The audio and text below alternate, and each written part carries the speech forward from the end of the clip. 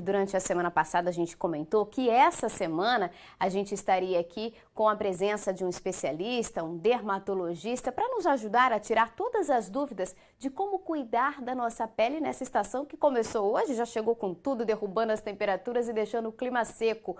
O inverno, como é que a gente faz para ficar com a pele bonita nessa época do ano? A gente já está ao vivo com o dermatologista Dr. Dário Rosa, que aceitou esse convite, né, para participar aqui com a gente. Primeiramente, doutor, eu queria agradecer, né, por o senhor ter aceitado esse convite e dizer muito bom dia e bem-vindo ao nosso Edição Manhã. Bom dia, muito obrigado. Eu que, na verdade, agradeço a oportunidade de estar falando aqui com vocês, tirando dúvidas, esclarecendo, numa época que às vezes a gente fica com tanta insegurança e tanta dúvida no que fazer com a pele, né? Então, é um prazer estar aqui com vocês. E a pele, que às vezes a gente acaba não dando a importância que ela tem, né? Às vezes a gente deixa um pouco de cuidar, mas ela tem uma importância enorme, não só na estética, mas na saúde, né? A nossa principal proteção, né, doutor? E nessa época do ano, acaba ficando mais seca, a gente sente mesmo a pele mais ressecada. E aí, qual creme usar? Porque quem tem a pele oleosa fica com medo de passar um hidratante e a pele ficar mais oleosa.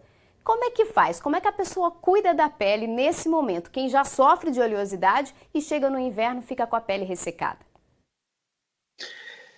A pele é o maior órgão do corpo humano. Então, assim, a gente tem várias doenças e várias manifestações, até de doenças internas, que tem na pele. Então, a pele assume um aspecto muito importante no dia a dia. A pele é o nosso cartão de visitas. Então, as pessoas nos olham no rosto, na pele do rosto, na pele do corpo. Então, a gente tem que cuidar muito bem dela. E quando a gente fala em hidratação, ela é um pouquinho diferente de falar de oleosidade da pele. Então, mesmo a pele excessivamente oleosa, ela tem que ser hidratada. Porque uma pele oleosa, ela aumenta a produção de sebo, a secreção sebácea, mas não quer necessariamente dizer que seja uma pele hidratada. A pele hidratada, ela tem líquido, ela mantém um manto lipídico adequado, e por isso é importante a gente aplicar um hidratante mesmo nas peles oleosas. É claro que existem hidratantes específicos. Então, para uma pele oleosa, seria um hidratante livre de óleo, oil free, que a gente fala. No rosto, os hidratantes eles têm que ser um toquezinho mais seco, com uma cosmética mais adequada. E no corpo, onde a pele, mesmo no rosto sendo oleosa, ela tende a ser mais ressecada no corpo, o hidratante tem que ser um hidratante um pouco mais grosso, mais espesso, principalmente logo após o banho, que é onde a pele melhor hidrata. Certo, olha só, enquanto a gente bate o papo aqui com o Dr. Dário, você pode ir mandando a sua pergunta aí, viu? Aproveita e tira a sua dúvida, que a gente está com um especialista hoje aqui para responder a sua pergunta. Agora, uma outra questão que às vezes as pessoas acabam se esquecendo, porque quando a gente sai, tá aquele solão, né, quente, calor, a gente lembra do protetor. Mas às vezes quando o dia tá meio nublado e aí tá meio friozinho, a gente esquece, né? É importante usar o protetor solar mesmo nesses dias sem sol, doutor? Isso é uma lembrança muito importante. As pessoas, às vezes, acham que simplesmente porque não tem sol, elas não têm que usar o protetor solar. É claro que o índice ultravioleta é um pouco menor no inverno, mas ele ainda chega em níveis altos e consegue atingir a superfície da pele, provocar os mesmos danos se a pessoa tiver uma exposição solar mais intensa.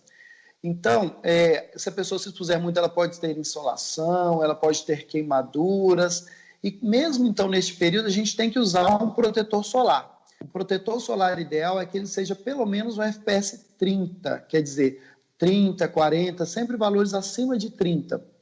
E ele tem que ser repassado durante o dia, aplicado de manhã ao levantar e a cada 3 horas, porque é essa durabilidade normal do protetor solar. Então, mesmo no inverno, a gente tem a ação da radiação ultravioleta e a gente tem realmente que aplicar o protetor solar, não podemos esquecer. Pode descuidar, né? Agora, na época do inverno também, tem muita gente que aproveita para fazer tatuagem, né? Justamente porque braços, pernas acabam ficando mais protegidas aí por conta do frio, enfim, não ficam tão expostas ao sol. A gente sabe que essas tatuagens, né, recém-feitas, não podem ser expostas ao sol. Então, nessa época aí, as pessoas às vezes aproveitam para fazer as tatuagens. E a gente tem uma pergunta aqui, uma dúvida, que uma pessoa que fez uma tatuagem já faz tempo, já tem quase aí 5 meses, e uma das cores, a tatuagem é colorida, a parte que está atingida ali de vermelho, ela não cicatriza direito. Isso pode ser uma alergia da cor ou pode ser um problema de pele, doutor? Isso tem que ser avaliado individualmente, né? Você tem que avaliar a pessoa especificamente para ver o padrão de alteração de lesão, para a gente conseguir chegar a um diagnóstico adequado.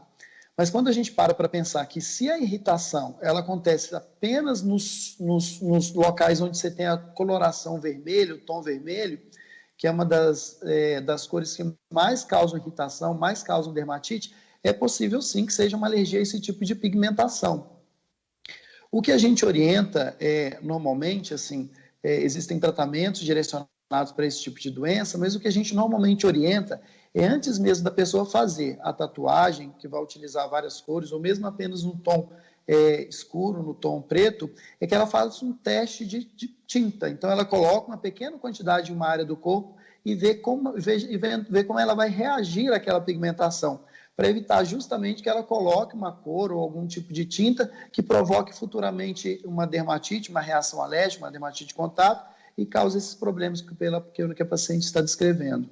E alergias podem ser graves, né? Agora, uma outra questão, ainda mais agora, né? É o segundo inverno nosso enfrentando essa pandemia.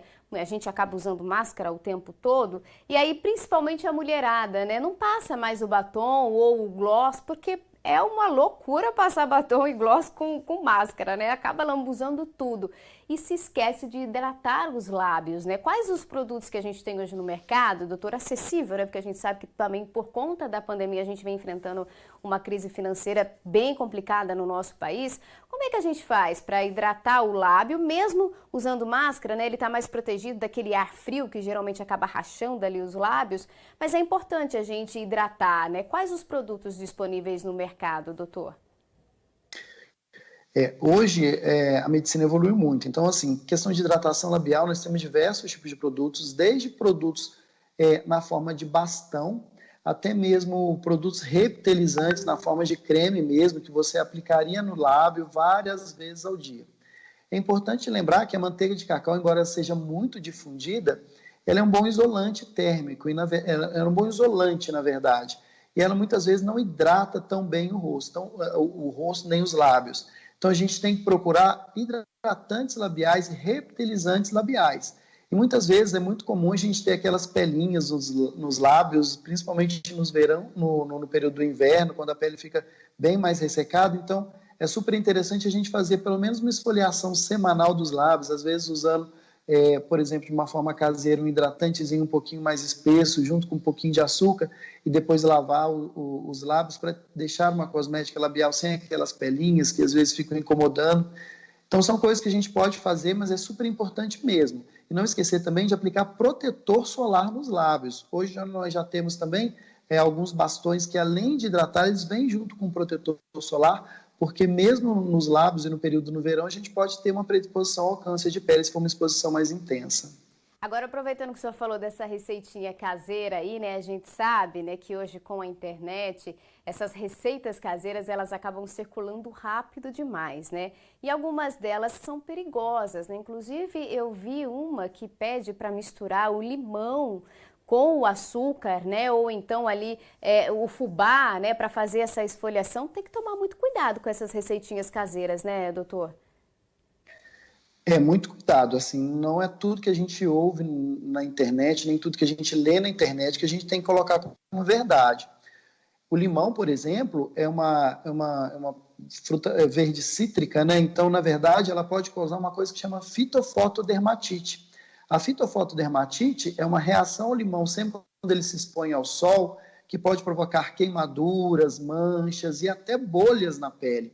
Então, a gente tem que fazer tudo com muita parcimônia, tudo que a gente for fazer, a gente tem que procurar um especialista mesmo para poder saber se aquilo é adequado ou não, para evitar essas complicações. Então, nada melhor do que o médico para orientar aquilo que realmente pode ser feito na pele.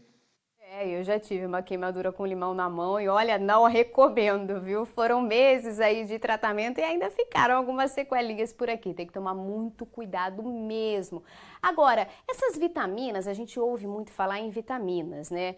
Hoje, Inclusive nas redes sociais, as propagandas elas circulam o tempo todo. E aí a gente vê vitamina, colágeno, vários outros comprimidos, né, que são indicados aí para a saúde da pele, cabelo, unha. Isso de fato ajuda, doutor? Ou uma alimentação, né, rica em nutrientes e proteínas já é o suficiente? O que o senhor indicaria? Normalmente, a gente já fala que se a pessoa tem uma alimentação equilibrada, tem um suporte proteico adequado, se ela se alimenta bem com vegetais, minerais, uma quantidade adequada, ingere uma quantidade de água satisfatória para ela, pelo menos 2 litros de água por dia, ela necessariamente não precisa de fazer uma suplementação com proteínas ou com colágeno. Até porque o colágeno que a gente ingere, não necessariamente ele vai compor a pele, né? Na verdade, assim, o colágeno que a gente ingere é uma proteína, ele vai ser quebrado em aminoácidos, e esses aminoácidos eles podem entrar na formação de qualquer estrutura da pele que necessite de aminoácidos. Por exemplo, se ela faz uma atividade física de musculação, aqueles aminoácidos podem ser utilizados, por exemplo, para formar músculo. Então, não necessariamente aquele colágeno ingerido, ele vai necessariamente para a pele. Então, por isso que o mais importante é realmente a gente ter uma alimentação equilibrada, uma alimentação saudável, com aporte proteico satisfatório e utilizar produtos que sejam capazes de direcionar essas proteínas, esses aminoácidos, para a composição da pele, que são, por exemplo, ácidos, bioestimuladores de colágeno. Assim, sim, a gente garantiria que teria uma produção de colágeno maior diretamente na pele. A medicina, né, evoluiu, o setor cosmético evoluiu demais, mas não existe milagre, né, doutora? A gente tem que fazer a nossa parte também e contar com essa ajudinha aí, né? Que ainda bem que a gente tem aí os cosméticos, as vitaminas, né, os suplementos para nos ajudar, porque às vezes nesse dia a dia corrida a gente não consegue ingerir tudo que a gente necessita, né, para nutrir todos os nossos órgãos de uma maneira bem eficaz. Agora, um outro problema nessa época do ano, inclusive uma das perguntas que acabou chegando aqui pra gente, as pessoas reclamam demais da pele descamando, né, soltando ali a pele realmente, ou às vezes porque está seca demais. Agora as pessoas reclamam muito das mãos por conta do álcool em gel, né, isso acaba ressecando a pele também. A hidratação também é o segredo, doutor? Ou pode ter algum outro problema aí? Até que ponto essa descamação pode ser só um ressecamento da pele? A gente tem que tomar cuidado que nem sempre a pele descamando, ela é só ressecamento. Então, descamação no rosto, principalmente quando você tem uma mudança climática do período de verão para o período frio, ou nas situações de estresse, pode ser, por exemplo, uma doença que é a dermatite seborreica, que é uma doença inflamatória da pele, crônica, e, na verdade, hidratar demais uma dermatite seborreica nem é a melhor opção. Por isso que é tão importante um médico, um dermatologista, avaliar a descamação para ver se aquilo realmente é causado simplesmente pelo ressecamento ou não, se tem, por exemplo, uma outra condição que pode estar associada. A dermatite seborreica, como eu falei, ela é muito frequente no período do inverno, também por alterações emocionais. Quando a gente fala na mão mesmo, realmente o álcool gel tem ressecado muito as mãos. Hoje já existem alguns álcool géis até que vêm com alguns produtos para hidratar também, mas é super importante a gente lembrar que lavar as mãos usando o álcool gel, a gente tem que ter sempre um hidratantezinho na bolsa para estar sempre repassando, para evitar justamente esse ressecamento excessivo que tanto incomoda. O senhor falou em questão psicológica, né? Isso realmente afeta a pele, doutora? A gente tem doenças na pele causadas aí por fundo emocional também? Na verdade, a doença em si ela não é causada por fundo emocional. A doença normalmente existe uma predisposição genética para a pessoa de ter, mas assim, os fatores emocionais podem funcionar como gatilho para diversas doenças na pele. Assim, eu costumo falar que a pele é o maior órgão do corpo humano e assim é onde a gente vai expressar diversas coisas. Por exemplo, um vitiligo, uma psoríase, uma dermatite seborreica são doenças com fator genético, mas que muitas vezes fatores emocionais podem desencadear o surgimento da doença como se fosse precipitando o início delas. Assim como, por exemplo, quadros de quedas de cabelo, alopecias, também são frequentemente associados a fatores emocionais. Tem que se cuidar, né? Cuidar da mente, do corpo, né? Não tem jeito. Doutor, eu queria agradecer imensamente a participação do senhor aqui com a gente. Foi muito importante tirar a dúvida aí dos nossos telespectadores e quero deixar as portas abertas, tá? Eu que agradeço a oportunidade. Gostaria de falar que estou sempre aqui quando precisarem e fico feliz de poder estar contribuindo com vocês aí, esclarecendo as dúvidas das pessoas. Tá certo, muito obrigado, doutor Dário Rosa, que participou aqui com a gente hoje da edição Manhã, esclarecendo todas as dúvidas aí de como cuidar da pele nesse inverno. Tem alguma dúvida? Quer falar com algum especialista? Mande aqui pra gente a sua mensagem, participe, ajude a gente a trazer as informações que são relevantes.